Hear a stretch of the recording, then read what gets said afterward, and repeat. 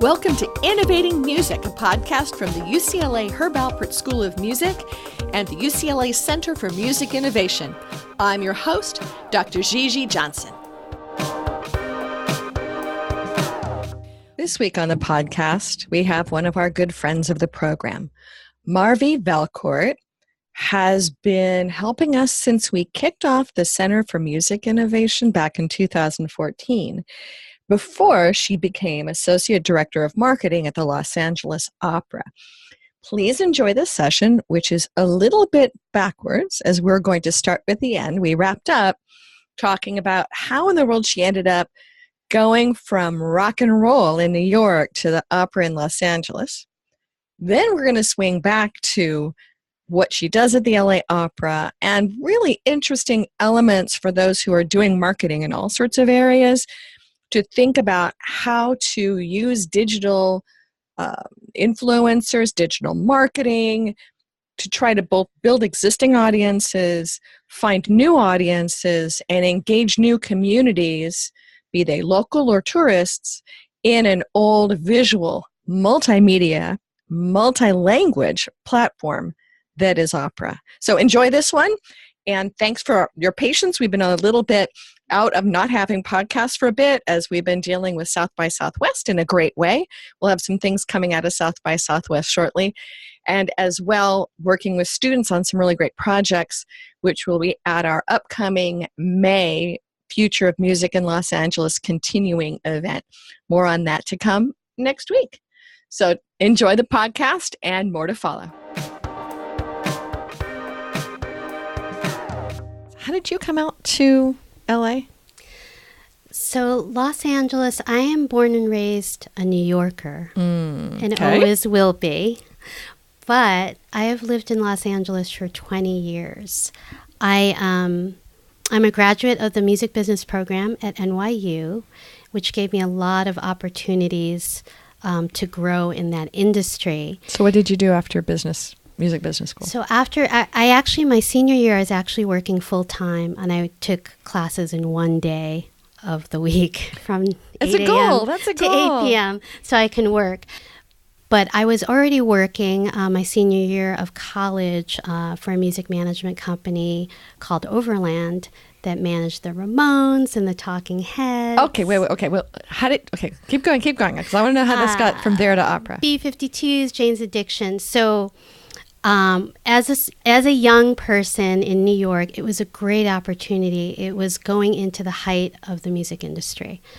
And I got to learn a lot of different facets. So as I said, I started off in music management of all these great bands. I also did radio promotion for a label called 4AD. And then I moved into record labels and doing marketing and artist development at record labels.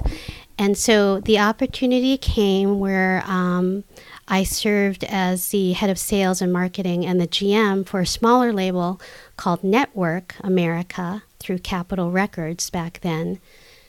And that was the height of Lilith Fair. Their management team coordinated and put together Lilith Fair, the original Lilith Fair in the 90s. And the main artist behind that was Sarah McLachlan. So I got to experience all of that, be a part of it. It was a wonderful, wonderful time as a woman in the music industry. So they moved me out here to run their West Coast office and build up the team here. And that's how I got to Los Angeles. It's been an exciting road. In 2000, when the music industry imploded. A recurring theme in this podcast. Do we remember that? Yes. So when the music industry imploded, a lot of my coworkers and friends, colleagues, we all got displaced, which is a whole study in itself, is where did these people go? And I actually wrote a paper on it back in 2004 as I was getting my MBA. But where did all these thousands of people get displaced in the whole force of, the workforce? And it's so interesting to see where they went. So I was in my 30s, I think, at that point, and I said, you know what? The industry was a great run. I need to slow down. I need to do other things. So I turned to nonprofit. And so I worked for the city of Santa Monica for 7 years doing marketing and events. And a lot of it was music events, which was fun. And then after that, I moved into the performing arts world, which honestly, I didn't even realize, just coming from the commercial music industry, that the performing arts was its own little cottage industry. Like, I didn't realize that people were out there marketing. With whole different rules and systems and ways of thinking about the world. Regulations, yeah. And a lot of things are attached to higher education, universities, a lot of these venues and presenters. And so some friend of mine was like, you should look at performing arts. I'm like, what do you mean, like ballet and stuff? And they're like, yeah, like ballet, opera, stuff they do at universities. I'm like, wow, I never thought about that. So I looked, and there happened to be an opening here at UCLA, and I was lucky enough to work with David Sefton and then Christy Edmonds following him here at UCLA for 6 years, which was great. And then from there, I moved on to the opera.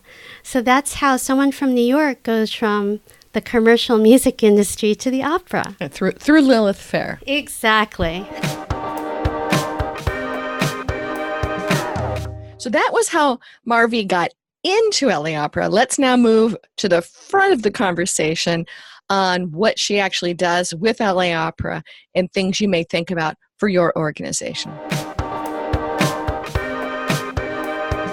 So I've been at LA Opera for about 3 years, and what I am there to do is promote the opera, but in different ways. So one of the biggest things that I took on was bringing them into the digital space. So that's not only digital advertising, it's our presence on social media as well as on YouTube, because since we are a visual art form, it's very important to get the videos and the visual out there. So that's part of what I have been doing for the past couple of years. Now, how the heck did you end up at LA Opera? Well, I have been in performing arts for the past 10 years. I actually, in fact, have worked here at UCLA for Royce Hall for a number of years. Music has been my passion for a long time. That was my major music business at NYU. And since then, I've been promoting music in all different forms throughout my whole career. So, how did LA Opera beckon? So LA Opera beckoned because I was at a point in my life where I had been at UCLA for a while and I still wanted to do marketing. And there was a need at LA Opera to bring someone in who understood both the art form as well as the marketing side of things. But again, not just traditional marketing, bringing the marketing to a bigger base through the use of digital avenues and technology. So LA Opera's been around for many decades? Yes, many decades. I think, in fact, it celebrated its 30-year anniversary a couple of years ago. I think we're in year 32 or maybe 33 at this point. And who is the traditional base for LA Opera, and what is its kind of footprint? That is a very interesting question. Or who did they think it was before you started taking a look at this digitally? We have been trying to grow our audience aggressively at LA Opera. But to answer your question, the base has been the people who started LA Opera years ago wanted to bring culture to Los Angeles. Los Angeles, comparatively, is a very young city. So right now, our base are people of higher demographic with a lot of expendable income that love the arts. And so that's our base audience. But what we try to do at LA Opera is we want to bring opera to the entire region of Los Angeles. We want people to know that they can experience it, that they can come, that there are no barriers to entry, whether it's price or accessibility, language. So all of that, we want to keep putting that message out there, that LA Opera is accessible to all of Los Angeles. So how do you incarnate that? So what we try to do in our messaging is, bring a couple of those ideas home to the consumer, or even more importantly, to the possible consumer. It's an art form that everyone should experience. It's completely live, from the orchestra to the singers to the people in the back changing sets. It's all live. It's basically low tech in that regards of the production. But what we try to do is innovate, getting the message out there to different folks. LA is a multilingual city, and we are a multilingual art form, which is very rare these days. So it can be enjoyed by, people who know Italian or German or French, Spanish, but also people who just know English, because all of our art forms, and when we produce the opera and put it up on the stage, we have English subtitles. Subtitles or super titles? Super titles, up above the stage, but also to the side of the stages. So people on screens. You're screened as well as a live performing with depth experience in a physical space. Exactly. So has there been other? So that's an innovation to this space, right? So it's something that is almost a universal design feature of making everyone understand what the heck are they saying without having to have Google translate the darn thing for them, or have something in their ear to tell them what's going on. Are there other technological accommodations that opera's done to make it more accessible as to the language issue? In regards to the language, we try to educate folks, or the resources are there before people attend an opera. They can read about the story, they can find out who the singers are and what language it's going to be sung in. So there's a lot of educational resources that people can learn about before they actually attend the opera. So when they do see something, let's say in French, they have read about the story and kind of understand where the story is going while they're watching the opera, in addition to watching the super titles on stage. Are there apps for that? I mean, are there elements where they can be engaging with their digital devices ahead of time to have snippets of the story, or backgrounds on the artists, or other things? Well, right now we would love to develop an app for that, but right now everything's housed on our website. Being part of a nonprofit, we do want to continually innovate and bring technology into the fold, which is one of the things that I try to do for the opera. So we were walking in here, and I was walking with one of my colleagues here, not in the music school, I must say that up front, who said, "Oh, opera. I never go to the opera. I've been to classical music." Do you find that people in this day and age with so many alternatives have a idea of the opera that may not be what it is today, or that there's not a sampling that a lot of people have done of what opera is? I think there are some ideas of what opera is to various people. And a lot of it is people think that opera is for a certain type of person. And so I'm here to say that opera is actually for everybody. Opera is one of the oldest live art forms that is still in existence today, something that's been on stage for hundreds and hundreds of years. And the incredible thing is when people do actually experience opera for the first time, they become return visitors, return patrons, return customers, because it impacts you in that way that you do want to go back and see it again. So a lot of it's getting to people young. I think that I grew up in San Francisco, and one of my first live performance memories is I think I was in third grade and went to the San Francisco Opera, and I can remember almost the texture of the chairs at the time. Is that something that's part of the sort of thinking of opera and opera marketing and ways to work with operas, how to get that into the really young folks? Yeah, we have a great education and community outreach department, a team of people that go out and educate people on what opera is, both, K through 12 through college years and beyond. And it's a very, very important part of our organization.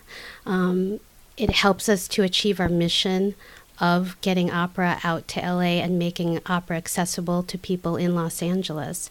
So it's a very, very important part of what we do. We also have an annual event every year where we simulcast our first opera of the season.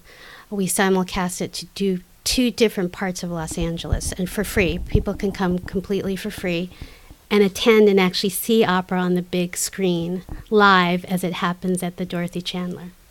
And where are those places? Usually we have been fortunate enough to do it at the Santa Monica Pier. Oh, fun. And then we usually work with city representatives to do it in another location.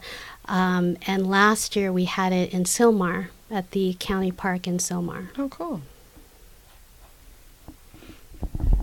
So the other thing that we're talking with my colleague, that as we're walking in the way and is walking in here, that he hasn't been to the opera. And I know for popular music ticket sales studies that I've seen, is the quote-unquote average person goes to maybe 2 to 3 concerts a year, depending on what study you take a look at.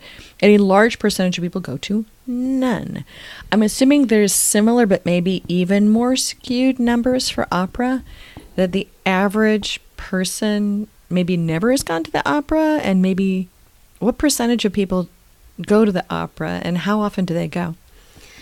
Well, we're lucky enough to have a really strong base. So it's one of the art forms that has a strong base of customers, which is what the foundation of our company relies on, is the repeat opera patrons and customers. But yes, in general, for the large part, if you were to take a survey, I don't know what the exact percentage is, but a lot of people have not attended opera. And so how do you change that? How do you get the message out there? How do you tell people that we're here and you can come enjoy it, with all the other things that you can do in Los Angeles, all the competition?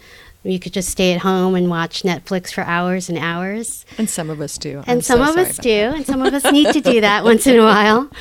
But that's the challenge. That's our challenge every single day. Is there an opera equivalent in Netflix-ish somewhere that, that I can sit and binge watch opera at home? No, there's not from what I know. But the Metropolitan Opera in New York does do, they do great events where they simulcast their operas to movie theaters right now, which seems a little old and antiquated at this point of time. And that's the thing, is that there's so much technology out there that we could, you can easily film something and have it live streaming and, do all of that type of stuff live, all those options that you have. But how do we get past those hurdles and the thought process of, having this happen in a live theater? And the rights issues and a few other things that come with it. Of course. And, all of the things that have to do with a live theater and an opera house and all the rules and regulations that you have. So those are the kinds of things that marrying opera and technology, how do you do that today? And how do you convince the people to, try it? Because it is a leap of faith to do those types of innovations, especially for an opera company. So is there, we were talking a little earlier about buying Facebook ads. So in many ways, you need, and also talking about how small businesses have challenges thinking, how do I even get started, and what the target key performance indicators are trying to get to are, to know what you're trying to do. I would assume that you are having a couple of different things going on. One is to remind your base, which is probably in certain social media and not heavily in others, to come back, and then what's going on and as a lifestyle brand. And I'm assuming you have another set of objectives to get people to come and sample and do that. How do you think about your marketing side, which is your primary hat, as to how to work with your different audience desires? Right. I am in Facebook and Google intimately every single day. I don't know if that's something to be proud of, but it's one of the things that I do every day. And depending on the objective, and you're right, there are multifaceted objectives where I work at the opera. And it does go to, for example, Facebook. We want to let people know that there is, the newest opera is coming if they don't already have their tickets, or if it's something that they're interested in. So you sell tickets way in advance. Yes. There's a whole season sale aspect. Exactly. Mm-hmm. So we do have a model still of subscribers, that will buy a full season of opera, which is usually 6 to 7 operas throughout an opera season, which runs about September to June. So we have that base. We also have different packages of people that could just buy 3 operas or 4 operas. We have newcomer packages. So we try to build these sales models so people have an option of what to buy. They don't have to buy all 6, or they can. They can add on different one-off kind of concerts that we have. There's different ways to think about it, and then different targets you have to do. And when it comes down to the day-to-day of drilling and targeting those people on digital ads, that is something that I have to do all the time. And if we have, for example, as I mentioned, the simulcast, which is a completely free event, that's our opportunity to reach out to people who have never been to opera, who maybe indicated that they are interested through what they're searching or what they're looking at, or they've attended a classical event with some kind of opera component to it. So you look at all those things, and through your keywords or your remarketing, you can target those people and try to get your message out. And also look at lookalike audiences. So if I get this type of persona that is my existing customers, to look on how to match that, how do you look at things like that? So for lookalike audiences, it would be people as broad as people who are interested in classical music, like the person we were talking to just before. People who like classical music may or may not have experienced opera. And, that would be a lookalike audience, people who like that type of genre of music, or people that like to go to live events. There are people just like to experience theater live. So those types of attributes we can filter into our, digital targeting and try to reach out to those people. So I just gotten back. We're talking here in March of 2019. I just got back from South by Southwest and went to a really interesting session about tourism and music and how to get the information for what people are wanting to do when they come to a city like Los Angeles, to know what the opportunity is. How does tourism tie in with what you're doing, or is that more of a fresher opportunity to think about how to time someone's trip with what they're doing here, or is this mostly an LA living opportunity? Well, we definitely prioritize reaching out to Angelinos to attend the opera, but in fact we have a visitor package. People who are out of town that could come. We have an actual package for that. People come out of town. We have a package for and, that. We partner with hotels, and they can get their opera tickets. They can stay at a local hotel and have a whole experience in downtown LA. But that is definitely an area that could grow with what you talked about at the convention.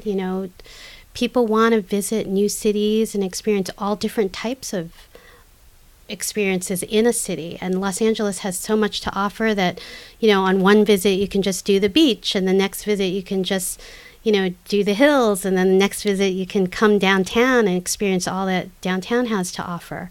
It's definitely an area of growth.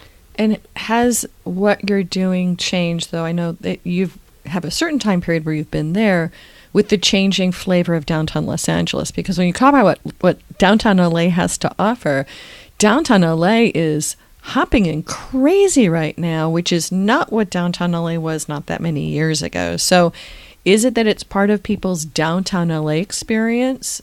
Because it almost used to be an island of activity down there. Yes, Gigi, I've been here for 20 years, and downtown LA was definitely a very different beast back then.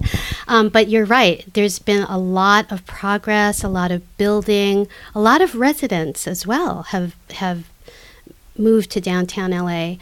And, with the Broad Museum and MoCA and, of course, LA Phil and the Walt Disney Concert Hall and the Amundsen Theater, we are a strong group of arts down there that you can experience in one day, a couple of days. You can go easily from the theater to see a dance show, to see the opera, to see the Philharmonic, and then visit the visual arts institutions that are there and have a great meal while downtown. So the location has definitely come around 360 degrees, and it's definitely right time, right place. And so there are advantages that we have in that regards. For targeting, sometimes I do geofencing. So no, we haven't talked much about geofencing. Okay. When you start out and say, what is geofencing? So geofencing is a form of digital advertising where you can actually fence the location of basically how far in a radius you want to go. So since LA is so large, and even if you're 16 miles away or 18 miles away, sometimes it could take an hour and a half to get downtown. Easily. It can take an hour and a half to get downtown. That's why we talk in time, not miles in LA. We talk about it's half an hour, not that it's 10 miles. Right. So, as I had mentioned, there are a lot of new residents downtown, and residents that live down there, they want to do something within that area.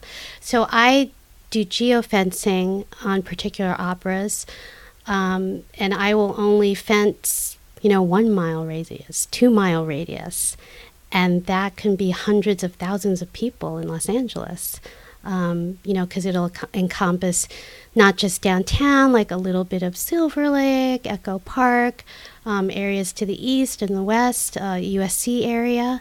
So there are a lot of people in that concentrated area where I can maximize my dollars and hopefully serve ads up to them, telling them about the latest opera that we have. Do you do A/B testing? So you're seeing what's working, and how do you think about that with opera marketing? Absolutely. We do a lot of A/B testing in regards to our creative. It's such a visual world now, and you only have really a couple of seconds to get the attention of somebody in their feed, or if they're reading something and an interstitial ad comes up, or we retarget them. So we have done A/B testing in regards to our creative, and it works. You can see what types of photos work, or video, or even the way we lay out the text or the print of our ads to see if it's working or not, or what responds better than other things.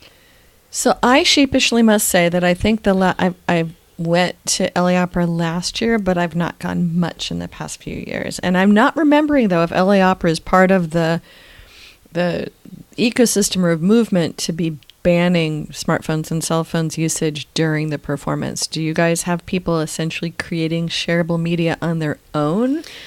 We do, and we've definitely taken more steps in that. We have events and opportunities where we invite influencers who live tweet during. So these are opera influencers or cultural influencers? I'm fascinated by the thought of opera influencers. These are cultural and lifestyle influencers who we usually reach out to, and that's our social media manager. And so we invite these folks, and some of them have never been to opera, which is an exciting thing for us, is to get an influencer's take on how it was experiencing opera. So we give them the opportunity to come, and they can live tweet and send their messages out on how they're experiencing opera for the first time. And we've had very, very positive experiences with that. So yeah, we're slowly taking baby steps to try to see how we can do more of that. We do have the standard step and repeat, and We ask people to share and tag us in regards to the opera experience. And then, that is, as we know, word of mouth, posting stuff on your social media, that's more powerful than any ad that you can buy. We actually had 2 ladies come as influencers, and they experienced both the dining out and then the attending of the opera just the other night for the Clemency of Titus, which is our current opera, Mozart opera. And, they did everything from post about, coming downtown and then, experiencing the local dining that they had and, taking their picture in front of, the opera house. So all of that was really, really fun and interesting to have. And again, it helps us also try to accomplish reaching another demographic and broadening our audience for those people who are even curious about opera. Mm-hmm. They can see from people like influencers or regular everyday folks who post that, they went to the opera, so can you, and mm-hmm. It's a fun time and you can get dressed up or you can come casually. I mean, it's just a fun time and a great night out in Los Angeles. Dorothy Chandler is one of the nice grand dames of what we've got, but it's sort of interesting as what we have in physical spaces of music in LA, and a lot of things are beginning to happen in new physical spaces. So maybe that's a whole other competitive part in what it means to be opera in LA, is that it's not just competing with Netflix or traditional spaces, but you have whole new areas of whether it's pop-ups or warehouse parties or parties in the desert or whatever is happening with things, that people have many different ways they can use the physical space of LA to do concerts. Yeah. And I think that really speaks to, people want to experience things together in person. I mean, there are definite times that you want to go binge watch in your pajamas, with your Netflix show. But there are also times... Or Hulu. Or YouTube. I will sit in front of YouTube for way too long. Exactly. But there are other times, and it's human nature, that you want to go out and be with other people and experience something as a whole. And I think that's why things like the opera has survived for so long, Philharmonic, but then that branches out into... going out to the desert and experiencing something like Coachella or Stagecoach. It's that simple idea that humans want to experience things together. Again, that's not just music or art, it's baseball games or, even going to the movie theater. I think, even though the world is more digital, I think it even increases the need for more personal or general collective experience of being next to another human and leaning over and saying, wow, that's really cool. Or I wish I could make that outfit and wear that around from that beautiful opera costume. Exactly. But actually that does bring then another kind of digital question. So I am a geek and I go to things alone, but a lot of people don't. So I'm assuming opera is not an individually digested experience, that most people don't buy single tickets. Well, in regards to one ticket, mm-hmm. No, we see a lot of people buying, at least a pair of tickets. We have families that come. They buy 4 tickets. So you're marketing to a group experience by one purchaser. So it's sort of interesting, influencing someone to influence their own immediate group. So you're actually having to maybe target market the purchaser versus the goer? Yeah, it could be both, too. I mean... as we know, in most households, the women hold the purchase power in the household, and that's, especially for creative arts engagement. Exactly, Mm-hmm. And that's been proven in surveys and whatnot. So we do definitely target those folks as the influencer in their household to buy. But, if there are different aspects, if someone's a Mozart fan or someone, is a Puccini fan, someone's Italian language speaker, there are so many different ways to target your audience. And for opera, thankfully, there are so many avenues to go that it's not just the purchaser, because that's when you definitely want them to do the transaction, but there's so much more to market in regards to the opera. And so it's reaching and building that awareness again, through the clutter of everything else that a consumer has to choose from, especially in Los Angeles. That's the definite challenge every day. And a lot of it for what you're doing is recall. So your brand awareness is one element, and then recall to remind you to come back to the opera.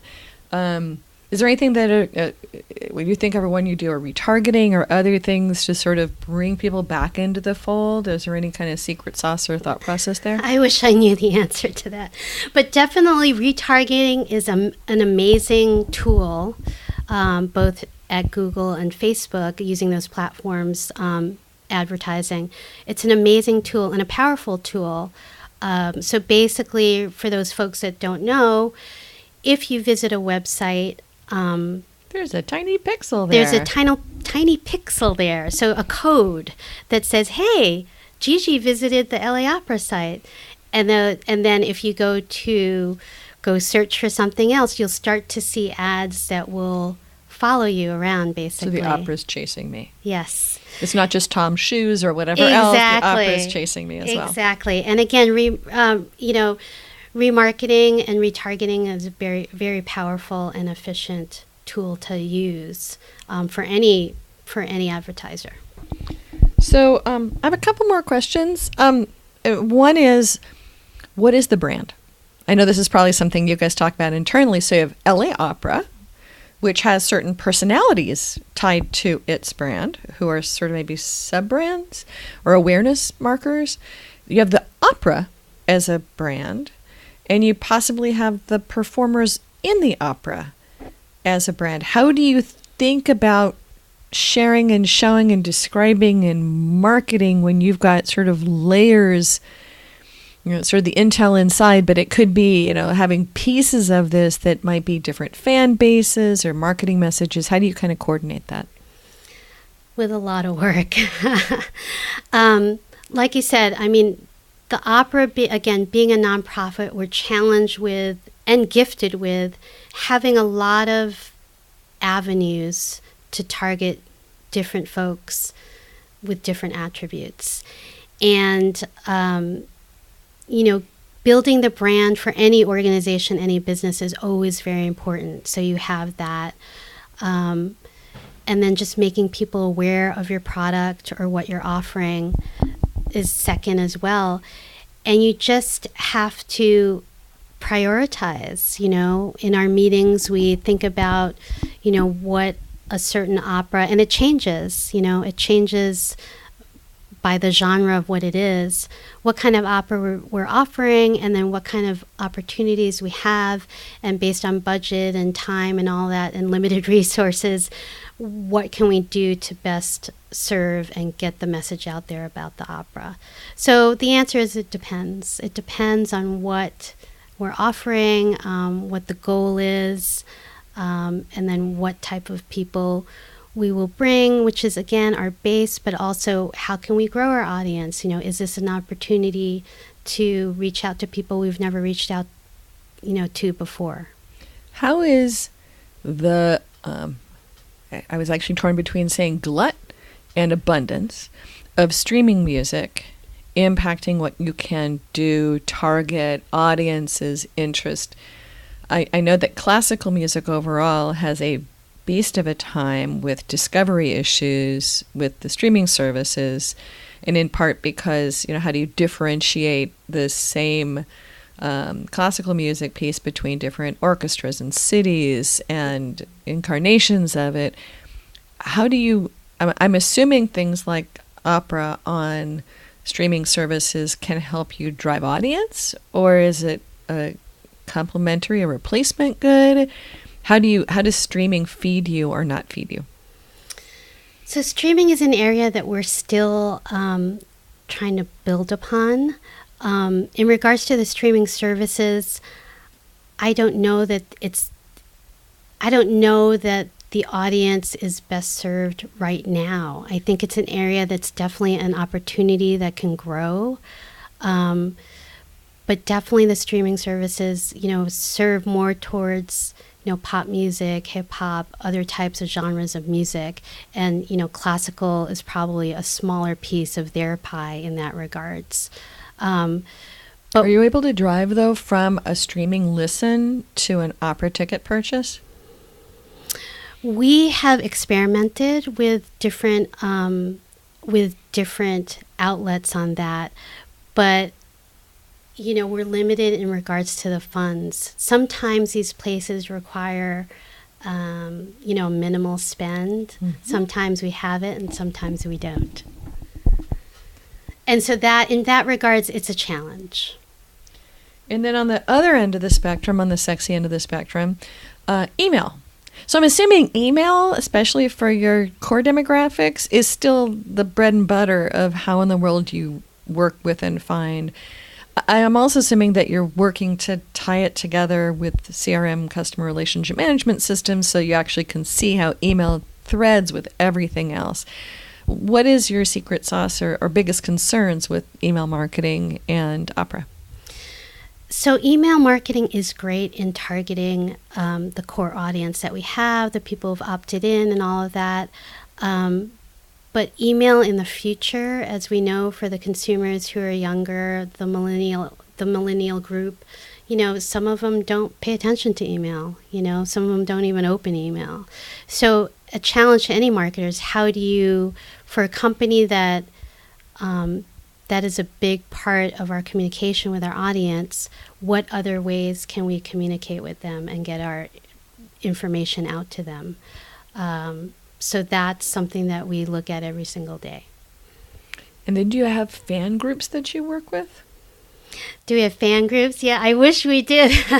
There are lots of fans, and there are huge supporters of everything from the opera itself to performers. Like any rock group or that's out there are fans of certain opera performers. So, we can definitely work with those folks and activate them if we're presenting one of the performers that have an active fan group. So, yeah, that does exist in opera as well. And I must admit, until I started teaching internet marketing and branding for musicians at UCLA 9 years ago, I was not all that aware, and I've generally had at least one opera performer in every class. And I really have to sit down and go, it's a